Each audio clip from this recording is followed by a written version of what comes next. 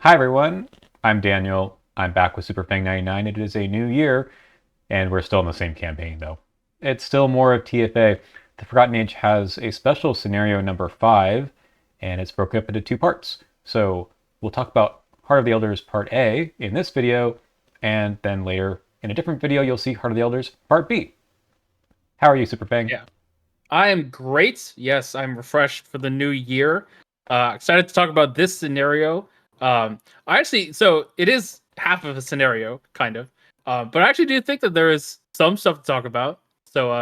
Yeah, I'm excited. And importantly, different things to talk about compared to the second half of the scenario. So Indeed. if you're new to Arkham, back in the day, this really did come out both parts in one Mythos pack. So you did get to buy one little plastic container of two scenarios, kind of, or two half In scenarios. in theory, this scenario has infinite scenarios in it. That's true. You might be playing that Mythos pack for quite some time. So let's talk about the intro to this one because it's kind of important. It picks up on what happened at the end of Boundary Beyond.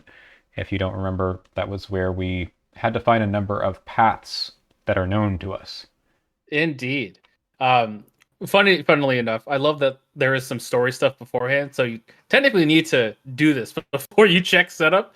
And the reason that's important, first of all, you can actually start with one of the story assets that you have in play. You can either start with Ishchaka if she's in someone's deck, Alejandro if he's in someone's deck, or the Expedition Journal if neither of them are in anyone's deck.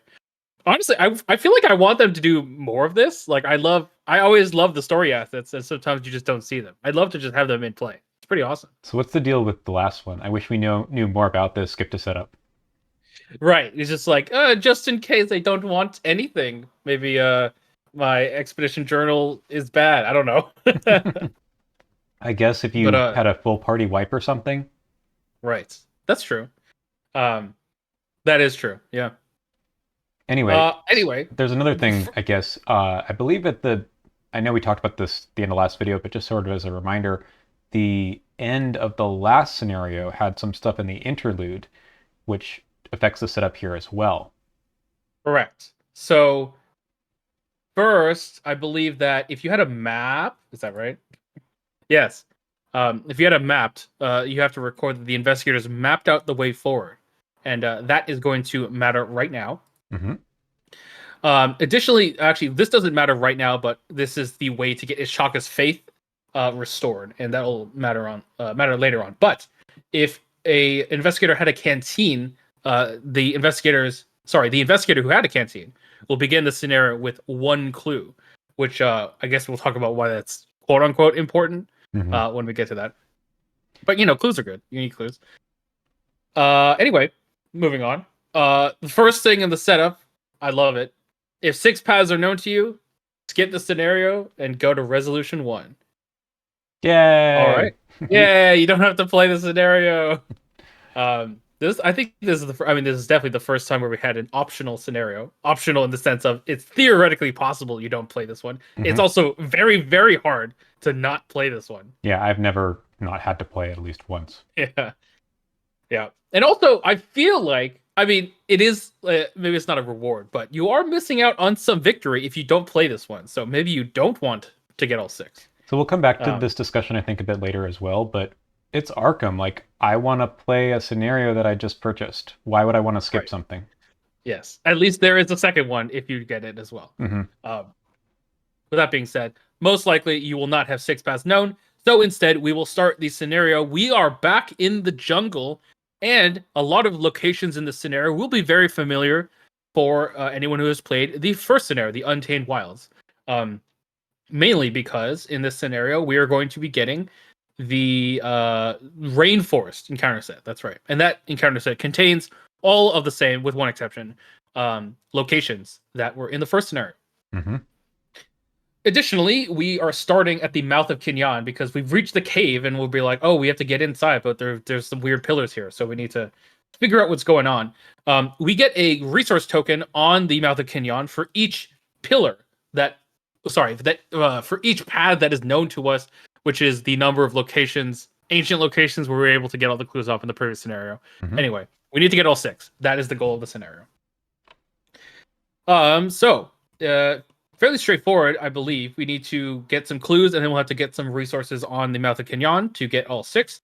And the start of that is we will need to build our exploration deck. There are 4 treacheries, which we will get to, and we also get one of the 3 ruins locations. 2 of them are familiar. One of them is a new one, I believe, the Stone Altar. Mm-hmm. But if the investigators mapped out the way forward, aka the investigators had a map in the previous interlude, we put that randomly chosen ruins location into play instead of having it in the exploration deck, which is very nice. So let's take a look at these. So as before, this is the new one, and we've seen these other 2 before. Unfortunately, this one only has 1 victory, which is kind of sad because the other ones have 2. But Also, it is what it is. This one's awful.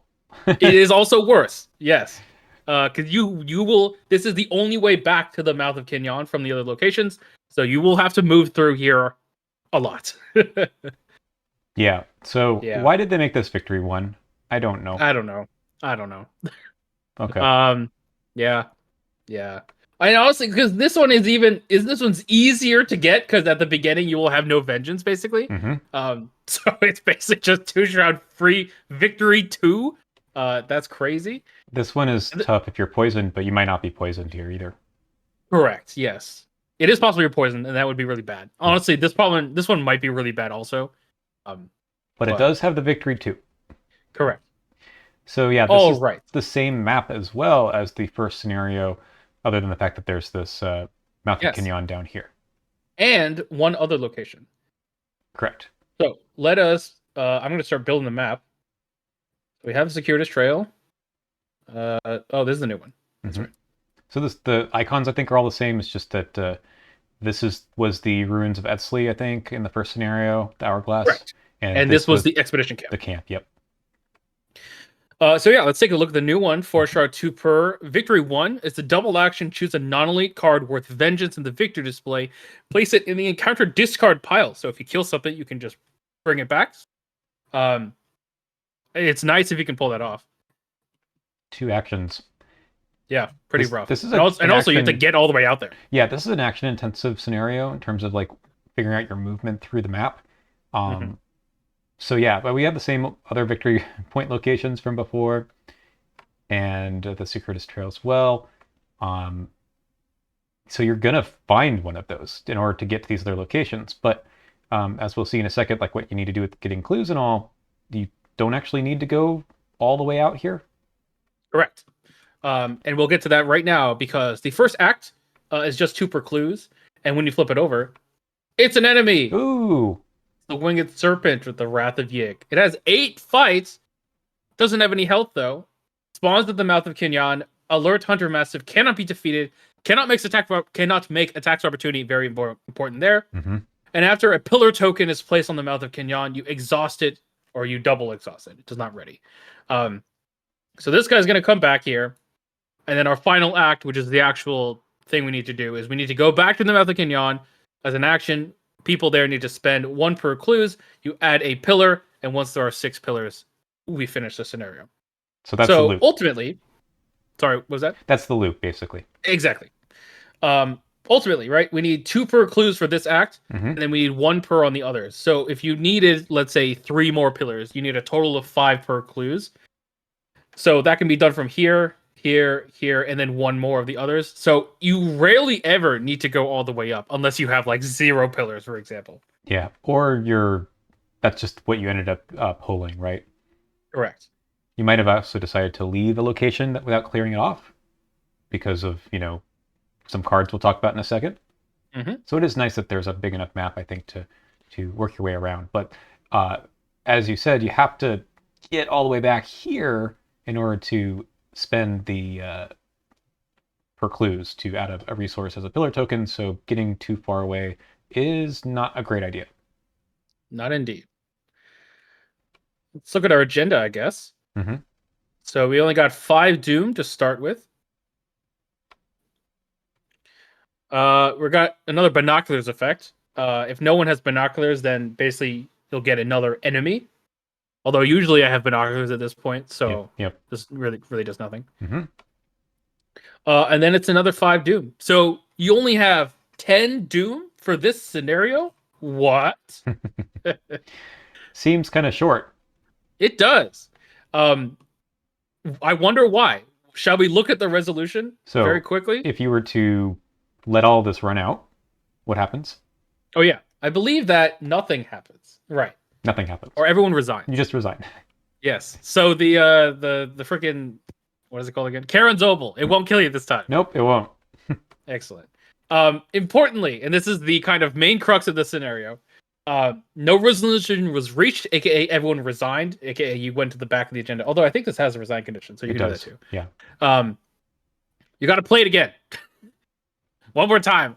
Luckily, you keep all of the pads known to you as you've accrued as the pillar tokens. So basically, it's like, oh, okay, we've made some progress to get pillar tokens. We'll come back tomorrow and try again. Um, this is the only time, I think, in this entire game where this is an unconditional repeat of the scenario. Like, even in the Doom of Esley, if you repeat it enough, you will just lose the game with enough Yig's Fury. Mm-hmm. But this one is you have to complete this scenario. No ifs, ands, or buts. Yeah, there's only two things that carry over, right? Trauma. If you Yep. get yourself defeated in the scenario, right? You Yep. still get trauma. And then things like poison, any other things that may affect your deck, that does Correct. carry over. So if you have the Yes. doomed weakness, Oh god. don't play this one too much. Yeah. If you have what happens when you exile cards? No experience was earned. So you can still modify your deck, correct? Yeah, I believe you're instructed that you cannot just play with a deck that has fewer cards. Okay, question. Could you what's the rogue card? Sorry. Swap out cards. Adaptable? Level 0 cards. Could you adaptable? Between It doesn't say that you can't spend experience, right? I think you can. We'll talk about the between this scenario and the other one in a second too. Oh, But that's true. Yeah. I think you're allowed to. It just says to reset the game to the scenario setup. Right. Okay, so I mean, while we're having this discussion, let's go back to what happens during setup. Yes. I mean, so this is an interesting mechanic, right? You have to replay this until you get 6 pillars, and then you advance to this part B. But there's so many rules confusions. You kind of brought up a few of them, but I think even just baked in here, do you get to make all of these choices again that were before Right, because you don't go to setup. Right. So oh no. do you get the canteen with one clue? Do you get Alejandro? Again, do you repeat what you chose before, or do you get none of that? Yeah, that's a great question that I do not know the answer to. I don't know if it's actually been made clear. Maybe someone in the comments can say this is how they play or point to a ruling. But I've tried to look this up, and no one's entirely sure. Because look, like, yes, you don't get to read all those things again, but is it still true that you begin the scenario with whatever in play? That's the way I've played it. I mean, I think it makes more sense rather than saying you get nothing. Right. But I don't know. There's also a question about if you didn't spend gas or if you didn't spend provisions, right? Correct. The second time, do you still have those effects or not? I mean, I would say yes if you have all the rest of the effects, which I think should be the case, but it should be all or none, right? So here's the I mean, here's the like toxic play pattern, right? What you could do is if you don't get the negative effects, you just resign. Right. You got to get a perfect mulligan. Yeah, I mean, it's already a problem, right? Like, you can just resign the scenario if you had a bad start in the first place. Right. The only thing that changes when you play this a second time is if you played the scenario before during the campaign and have reached Act 2 before, you flip Act 1A over and place it at the mouth of Kenyon. So essentially, those 4 clues, sorry, the 2 per clues, that is, you don't have to get them again. The next time you play, you're just getting the clues for each pillar token. Also, right, the ruin location is randomized at setup, so that will be a new one, theoretically. Yes. That is true. So you could reset until you get the altar of the whatever. Temple of the Fang.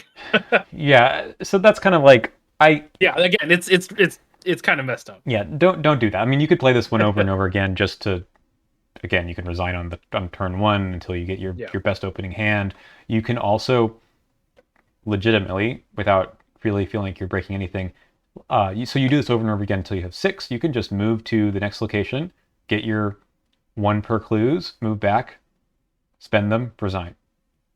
Yep. Now, there is a downside to that, and that is the victory points. So clearly there's going to be 1 or 2 on this location, Mm. but there's also some in the encounter deck. Yes. And then, of course, these other locations as well. Yeah. It is a nifty way. Oh, also, another thing that it's just like whatever, it's part of the scenario, but like these snakes that you are seeing here on the screen, you can just kill them your first run Yep. and then resign, and they are no longer in the victory display. That you do not record vengeance. And if you are planning to do that, to like, if you're not going to accomplish all the pillars in one round, you should do that because you don't want to get poisoned because that's going to carry over. Exactly. Is this an oversight, or do you think it was just like I don't shrug? know. I think it just had to be like that's how the scenario has to work, Mm-hmm. right? Otherwise, they'd be like they could carry over the vengeance like they do for the second scenario, I guess. Like Mm-hmm. anything in the victor display stays in the victor display except for locations, maybe. Um, I don't know. It's tough. I don't know. So Yeah. okay, how do you feel about the mechanic of just playing over and over again? Yeah, it's kind of weird. It really messes everything up. Honestly, I think the scenario is totally fine if you play it once. It's kind of a short scenario, but it's like, all right, quick and easy, get to the next scenario, kind of fine. Um, there's also not too much setup for the scenario, right? You just get your stuff together, make an exploration deck, and you can go. Mm-hmm. Um, so it's not that bad.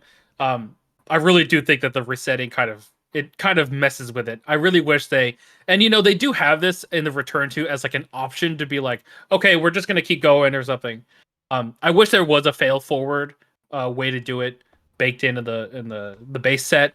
Like maybe for every pillar that you're missing, you add Doom, or in fact, the way they do it in the um, return to is they add Yig's Fury for each one that's missing. Mm-hmm. Um, that would have been totally fine. Or, right, you could also just not do this and just skip to the next scenario. That's also an option because it kind of feels like a non-scenario, right? How do you feel about it trying to balance out how hard the Boundary Beyond was?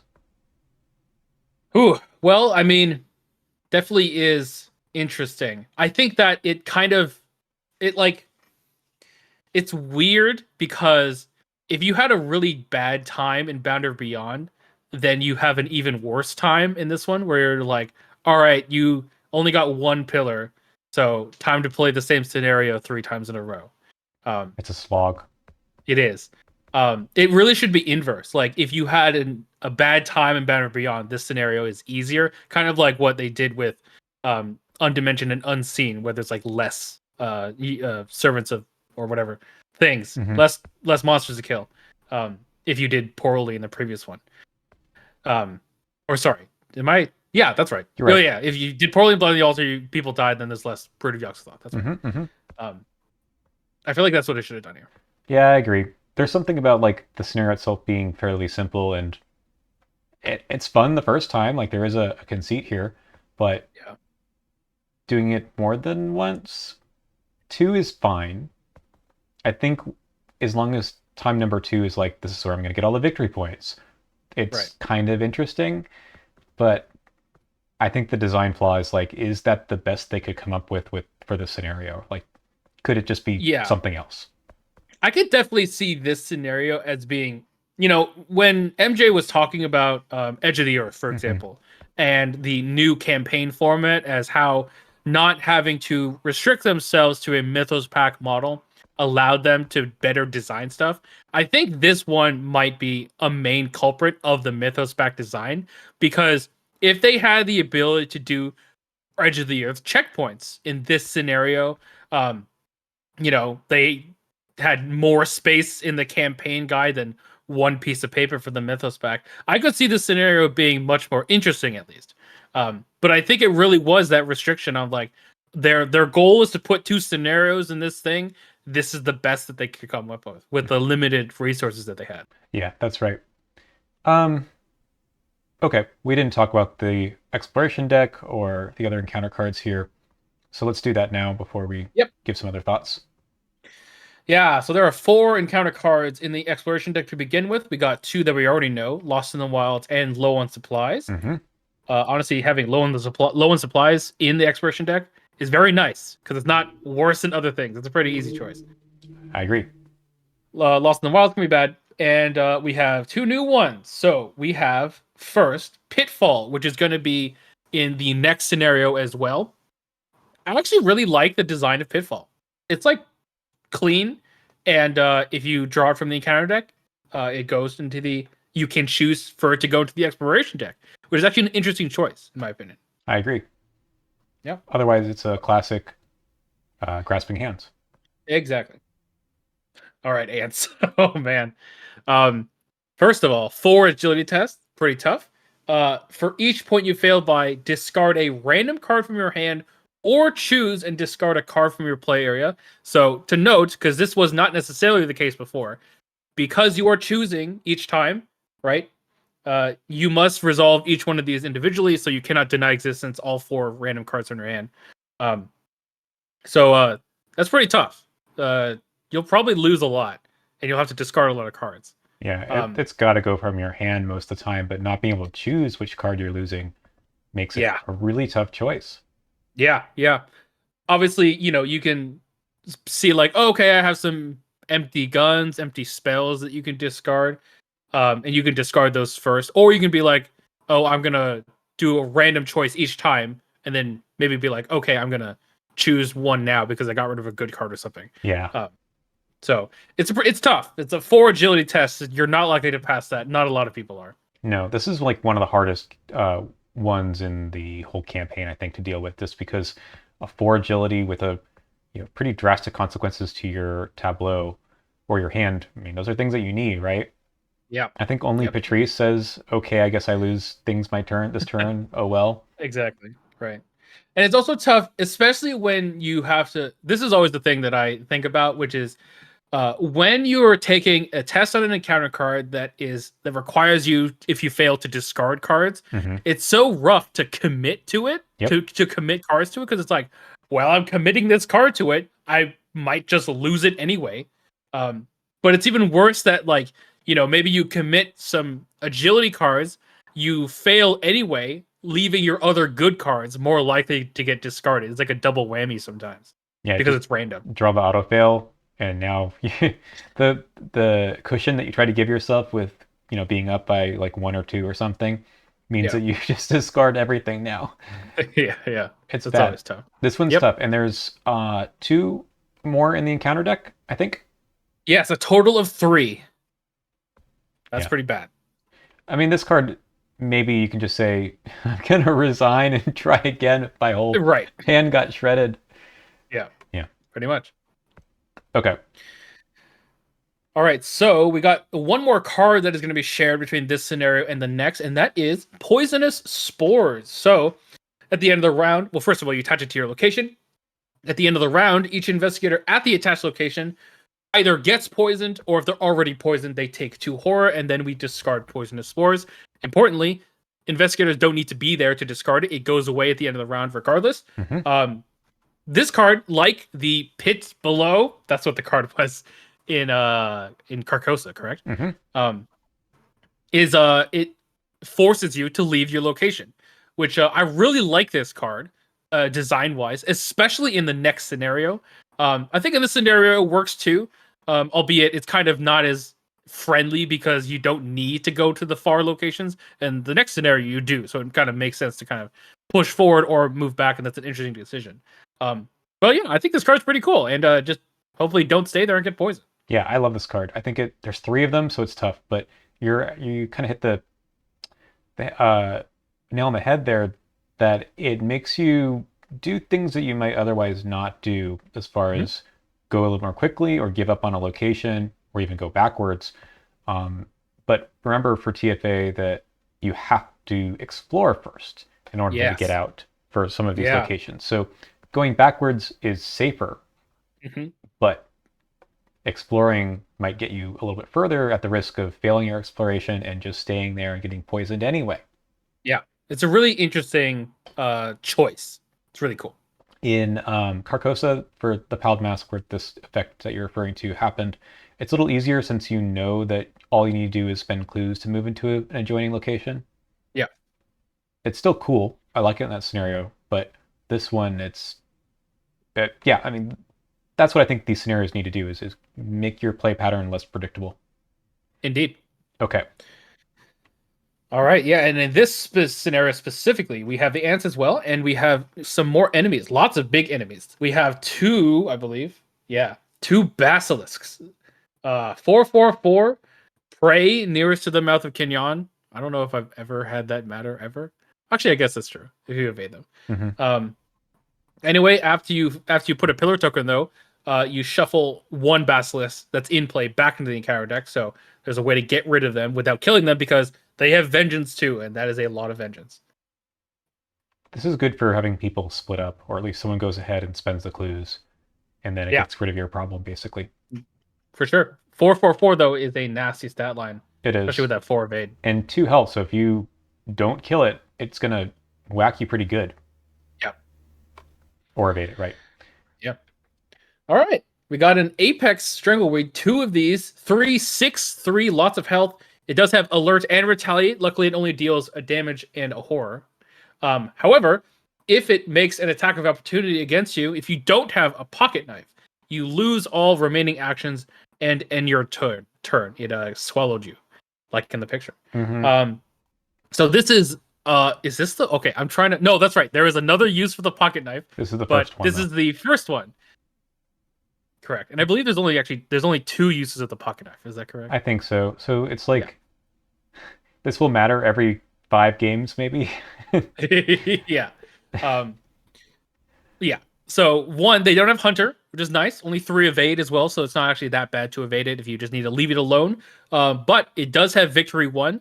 So you'll have to put a lot of damage into it. 6 health is not nothing. Mm-hmm. But 3 fight is also not that bad either. So like if a fighter is just set up, then take 3 actions and get a free victory. It's pretty nice. Yeah. I like these guys. Yeah. Pretty nice. Okay, the rest of the things we've seen before, but sort of just a little shout out again to the Pit Vipers, since we only saw them in the first scenario, and we're not going to see them again other than the victory display, Correct. and the Boa Constrictor as well. So same goes for Untamed Wilds. Like these guys are kind of the same menace with the Snakebite treacheries too. Yep. Other than that, I'm pretty sure everything is mostly the same when it comes to encounter cards as well. Mm-hmm. Anything else to say about the Winged Serpent?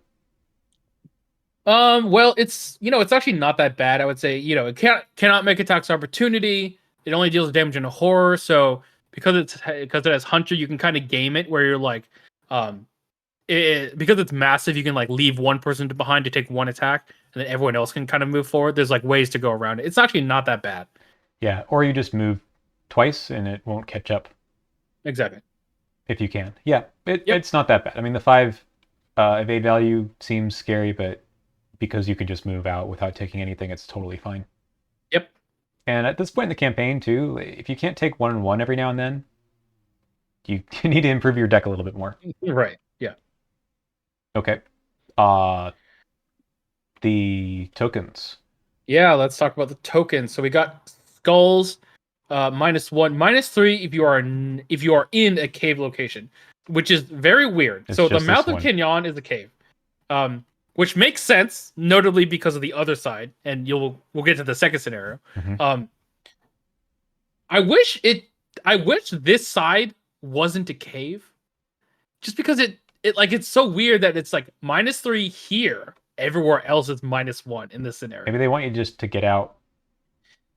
I guess, but it's like it makes more sense that the skull is like it's -1 in this one and it's -3 in the next scenario because every Yep. location in the next scenario is a cave. Yep. So like, but Okay. Cultist is -2 if you fail. Place 1 new on your location. This is awful in this scenario. yeah, yeah, You Yep. you wouldn't think it, but because they share the same scenario reference card between the 2 scenarios, and we'll get to that in the next scenario, it it is really tough here. There's no way yeah. to clear Doom. other Nowhere to than clear Doom, and the agendas do not account for extra Doom happening. exactly. And you do So need to. So if you have to resign, right, you don't get to bank any of your experience. So part of the play pattern here is like, I'm going to go out and try to get as many victory points as I can, or as many clues as I can, and yeah. get back before I'm forced to resign. Mhm. And that cultist token can speed things up, and you weren't prepared for that. Indeed. Yeah, it's pretty bad. Okay. I seem to remember this happening in like one of your playthroughs on your channel. The tablet. No, the cultist. Oh, yeah, yes, that did happen. Although it didn't fail me the scenario. Yeah, I mean, Um, ultimately the scenario itself is not that difficult, but exactly. And like honestly, again, it's just like it's kind of like you have one agenda because I always have the binoculars, so it's just like okay, maybe it's sometimes it's free if you're in the witching hour. It's pretty yeah, nice. that's true. Um, The one but yeah, round. yeah, the one round. Uh, okay. Tablet. That was the elder thing in the first scenario. Yeah. It's the same thing. So just don't get poisoned. Hmm. Elder thing, if you feel like a horror, pretty honestly straightforward. I actually kind of like that the floor of these tokens isn't -4 or worse. It's just -3 now, which is nice actually. Um, Especially with the last scenario that had a -4, and if you fail, you put a clue on a thing. I know. Um, They're like, yeah, this will be a little bit more fun. yeah. Okay, I think Indeed. that's it. Anything else on the table we should talk about? Nope. I think that's pretty much. Yeah, that's it. Okay, I'm going to bring up the our scenario rankings. All right, so replayability is such a funny one to talk about here. It's forced on you. Um, Well, yikes. Um, uh, yeah, we have to be kind of like fair on this one. We're talking in general about this rating as a how is it coming back to it the second or third time that you've played? Not necessarily within the same um, campaign. That said, you're forced to do it, so it can be maybe a lot worse the second time because it's really like your fourth or fifth time you've ever played it. yeah. Yeah. I think. Well, okay. So here's the thing, right? If this is interesting, maybe if the scenario was more replayable, people wouldn't, or many people wouldn't say that this is the worst scenario in this entire campaign, because then maybe it would be interesting to replay it. Hmm. It's not though. I don't think it's replayable at all.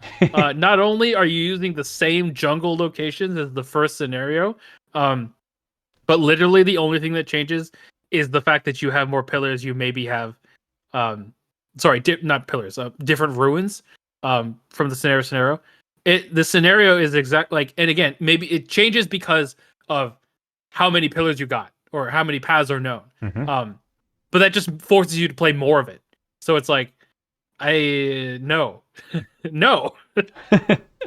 It gets old quickly. Yeah. That's the problem. Like if I were forced to play Threads of Fate like back to back, I think it still would be fun If you could make all different choices, if you can make especially. different choices. If there were other, if you got different agenda or acts or something, and so the Yep. first time that would be more fun. I think it'd still be a little bit like ugh again, but Yeah. this one because you're doing it, you pretty much have to do it twice if you are um, playing this for the first time for sure. Hmm. But then you're right, like more of a bland thing. Exactly. All right, so with that in mind, i I think I it this scenario just feels the same to me every single time. um and maybe it's not even because it's a bad scenario, it's just it does feel the same every time. I think I'm gonna put it at a 1.5. Okay. So the only thing I don't mind is that the second time you play through, well, the time that you decide I'm going to finish the scenario, it does become more of a let's see how much VP we can get. Hmm. And I think that's kind of interesting. However, that just makes the first part of it really stupid, right? Like, why am I playing to get myself to the last pillar condition, right? Yeah. So, like, I like that last mad dash. You're like, I need to avoid the poison, the vengeance. I want to get as many victory points as I can. I only have so much time. I'm starting with the winged serpent at the mouth of Kenyan. Cool. But that's only the case if you have 5 pillars going in.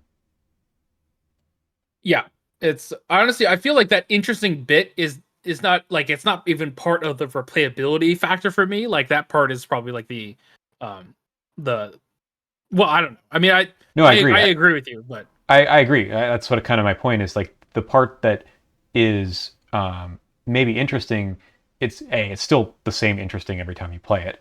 right, But B, that's not the part that you get to spend most of your time thinking about. exactly. Yeah, okay, 1.5 sounds reasonable. I yeah, because it doesn't have all those hallmarks of what we've discussed as a replayable scenario: random Mhm. locations, different choices you can make. It has the basic TFA, like, okay, the exploration deck kind of changes things up sometimes, but um, on top of that, you're forced to play it again Yeah, under kind of worse conditions. yeah. All right, next up, fairness. Uh, I mean, I think the scenario. Well, okay. Here's the question, right? Does it apply appropriate pressure? I think that. Oh, this is tough. Sometimes. Um, yeah, sometimes exactly. And if anything, there is the decision to be like, how many pillars can we get this run? Um, and that's a meaningful decision that the players can do. Technically, it's a way to mitigate random elements as well. Hmm. To be like, okay, we're just gonna do it again. I think I will give the scenario credit when it comes to fairness, specifically because it is player led, at least, whether or not you resign. For the most part, obviously you could doom out, um, but it is like the player's choice. Um, that being said, I think appropriate pressure. I mean, it's not like it's like forcing you, or not forcing, but it's not like there are too many things that are forcing you to do it over and over again. Like I feel like if I had 0 pillars, I could.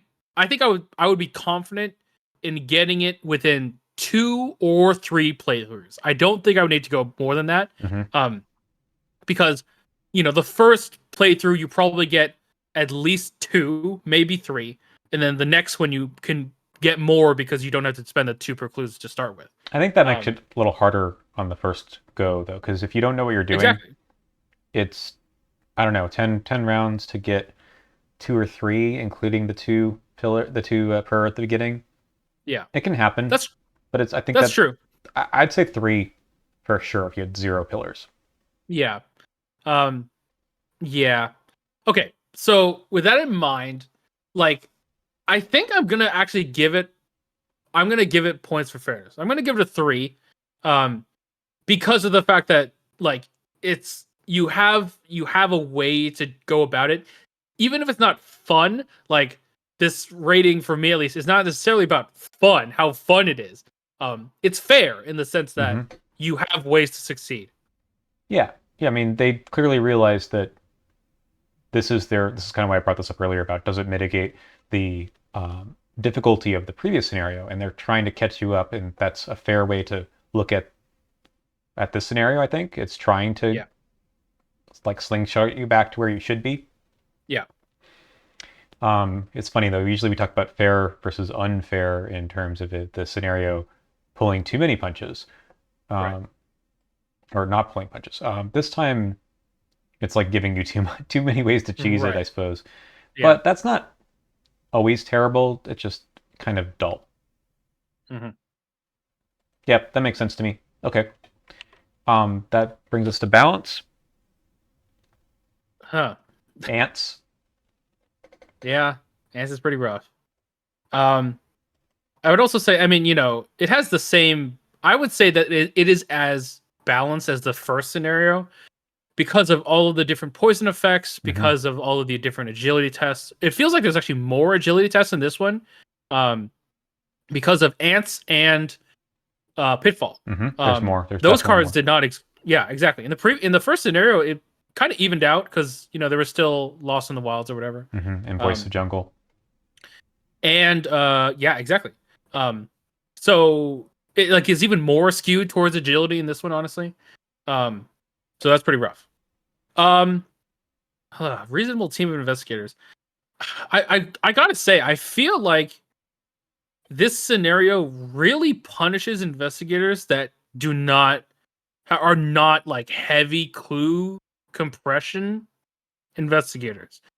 Like, I feel like if I obviously, if I was Rex Murphy or whatever, but if I was just a dedicated seeker, had clue compression, it drastically changes how many times you need to play the scenario again.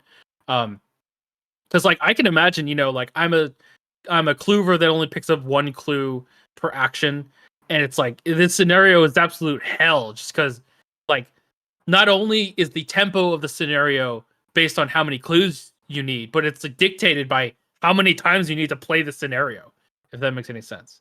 Um, I think it's because of the movement tax, right? Like you really do need to leave your location because of the hunters, the poisonous spores. And if you can only pick up one clue per action, sometimes you're going to fail and you'll be sitting somewhere you don't really want to be. yeah, like imagine I don't know what's a imagine yeah what's a good example? Skids. That's not a good example. Um, what's a good like they can do one thing? Charlie Kane. How about that? Sure. Charlie Kane can reliably get one clue per round for sure. If he's got um, no assets and just the allies. exactly. Um, and like imagine him going through this and being like, okay, we got to leave now. So I leave this location. I enter the stone altar. Oh, I pulled a token. Now I have one action left, and now I have to get one clue with the one action, and that's all you get. Like it's so slow that like it's so hard to actually make decent progress in one run of the scenario. Yeah, that's, I think, a difficulty lever that they've um, relied on in this scenario. Maybe Yeah, the whole campaign to some extent, but yeah. Okay, so with that in mind, I think I'm gonna give it a 2.5. It is ultimately just get clues and do stuff. Albeit, I feel like so often than not, more often than not, the fighters just aren't doing anything in this scenario. Like they can kill the apex strangleweeds, but everything else, you're like, I can't do anything to deal with these things. yeah. I think I'm just gonna give it a 3. I think it requires you. We've had this discussion before, but like it requires the fighters to have a solution for these other enemies, whether it's something like uh, I don't know, a way to get the snakes out of the off the board, shuffle them back in the encounter deck, or just discard them. Like those strategies are way more important here. Yeah, But I think that's what the campaign wants you to do anyway. This that's true. this scenario and the first one are really the only two. I think it's just magnified because you played this one more than once. Yeah, but also, right in the first scenario, in the second half, you do get the serpent enemies, which you do need to kill. That's true. And you can deal with Ichitaka by killing her. But in this scenario, literally all of the enemies are like, "Don't kill me," except for the ones that have victory that have 6 health on them. Um, Yeah, you're right. There's that's absolutely pretty tough, nothing. You can't even do anything with the vengeful serpent or right? whatever Like it is. maybe if there was a way, like Winged one. if you successfully attack the not the vengeful serpent, but the no, yeah, the vengeful serpent. Like if you successfully attack it, you evade it or something, right? That could be a way to deal with that. I want to say they But I don't fixed know. that in the return too, but I'm not sure. Yeah, I'm trying to remember. I think you're right, I guess but we'll find we'll out. get to that. We'll Yeah, find out real soon. yeah, All right. So yeah. last bit we talked about is the experience, and again, it's just ironic. We wrote this stuff a long time ago, and it's It's so. a gameplay loop indeed. Does it present a new and interesting gameplay loop? Like, first off, no compared to the first scenario. I mean, it's Right. slightly Oh, different. you know what it is? So like this scenario, this entire campaign is about time and time travel. And in this scenario, you are stuck in a time loop that you must repeat until you succeed. That is the experience of this. No. Um, yeah, it's kind of boring. It's really boring. I like, and again, it's the same locations as the first one. I'm all for like reusing stuff. I like the fact that the jungle locations are like in their own encounter sets, or like, Hmm. ooh, what are we gonna like? We're gonna reuse this. I wonder if that was very interesting to people who got the deluxe expansion to be like, oh, these are in their own encounter set. I wonder why that is. Um, they don't like this scenario does not like mix it up at all. It just feels like the first one, that you have to play over and over again. So yeah, and honestly, there's not even that much fiction. Like, what are we doing? There are these pillars in front of the cave, and we need to go into the jungle and figure out what's up with the pillars. Yeah, That's the story. there's a big miss here, right? Like there's something that they allude to about the puzzle, solving the puzzle. We're not solving any puzzle. We're just doing the same gameplay that we always Right. done. Yeah. Like, what if you do like a dark matter where you have to like rearrange the locations or whatever, right? Yeah, Um, there could have been something there. I wish that they had done something to make the scenario a little bit more unique. yeah. And it's not. I don't Yeah. mind playing it. It's just I don't really. It doesn't stand out to me. You know. Yeah. Totally. Okay. So with that in mind, uh, one. Okay. I'm saying it. I'm gonna go with the two. All right. It's like okay. It's just not. Again, the gimmick is not interesting, and there's Indeed. too much of a loop. All right. Yep. Not much more we're going to say about this, although we somehow filled up 45 minutes. We have a little bit more time to talk about the Return 2, so we will go ahead and start that now. So there's a few differences with the locations from the first one. So I think the same deal about shuffling which ones we get. Correct. Yeah. So each one of these replaces one of the four original ones. I don't remember their names. Actually, they're over here. But yeah, these four ones replace, and you individually randomly choose which of the two are going to be going into the exploration deck. And we have seen all of these in the first episode review, Return to as well. Mm-hmm. All of the. I wish they added more ruins. Honestly. Yeah, they could give us one more. Yeah, I honestly don't know why they didn't do that. Okay. River Canyon and the Time Racked Woods are the same. We also, as well, of course, we have the new exploration rules. So you don't start with any encounter cards, and you just shuffle in one after you successfully explore. Mm-hmm. Honestly, this okay. I'm gonna say it right now. Right, the main reason why it was annoying to restarts in the base game is because you had to put all of the encounter cards back into the exploration deck.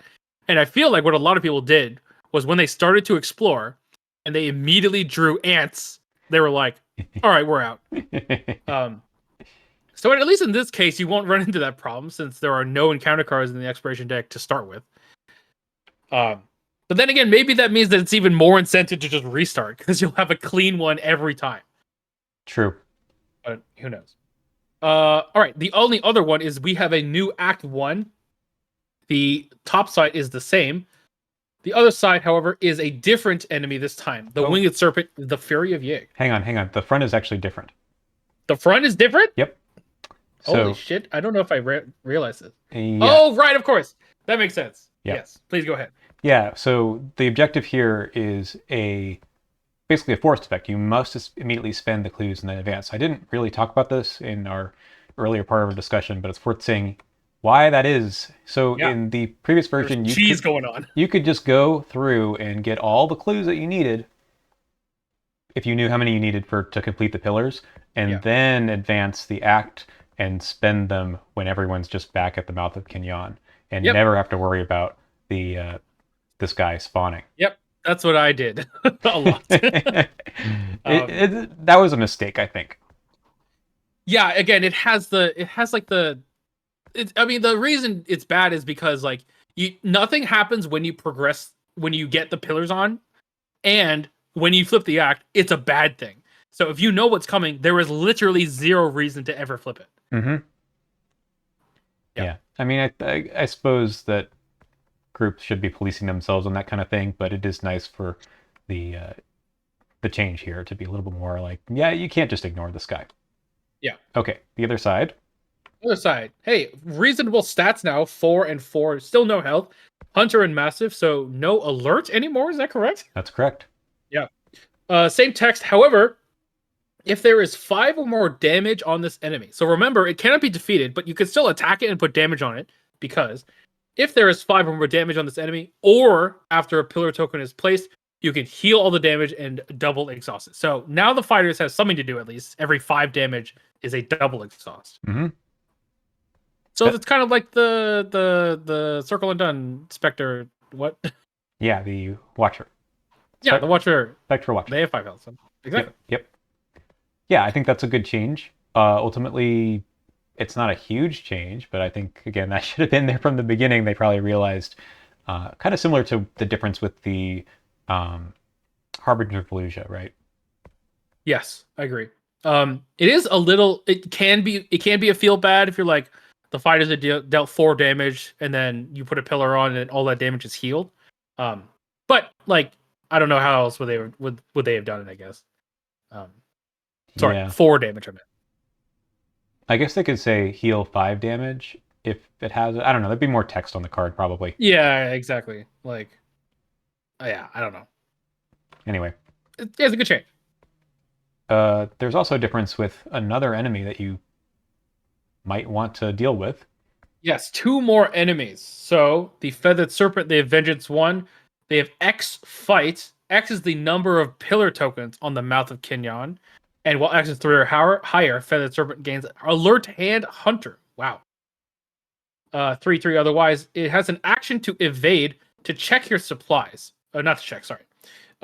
If you have the Mysterious Scepter, you automatically evade the Serpent. And you can also have it deal its damage to another enemy at its location. I have found that I don't think I've ever done this. Remind me how to get the Mysterious Scepter. I think it's in scenario 2 in Doom of Edsley. There's a way to. Yes. Yeah. It's oh god, oh man. One of those ones like if there's no Doom or clues on the location, you can take an action. And that turns it from like Vengeance to Victory. It might do that also. Yeah. Anyway, I have used this quite a bit. Oh. I don't think I've used it to deal its damage to another enemy, but you draw this, you got the Mysterious Scepter, and you just evade this thing, and you say, okay, I can move out of this location now. Nice. There's 2 of them. I mean, it's not nothing. Yeah. All right. I mean, yeah. I don't think we've ever done that, but that seems cool. It's cool. So I suppose you have to. Do you have to deal its damage to another enemy? Yes. So you could make it kill a vengeful or a pit viper. You didn't really want to. I guess so. That's kind of weird. Yeah. Other than that, we have the replacement for this encounter set that I can't remember. We've seen this before. Yep. Expedition, I think it's called. Yes, correct. Thank you. All right.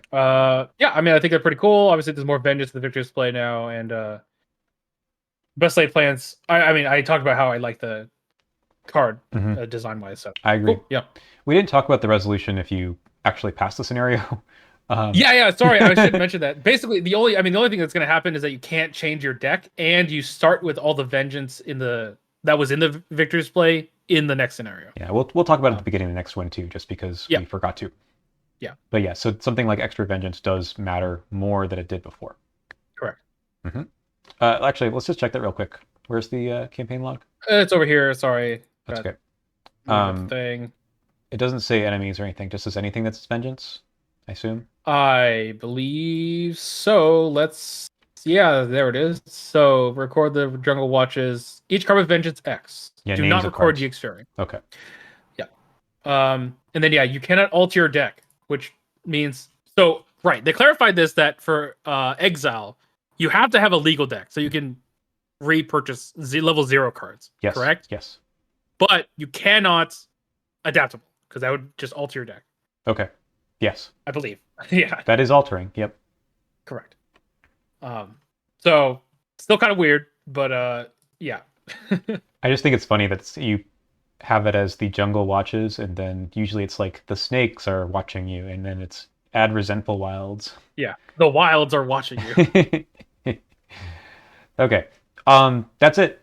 We're done with this video. And join us next time for part B.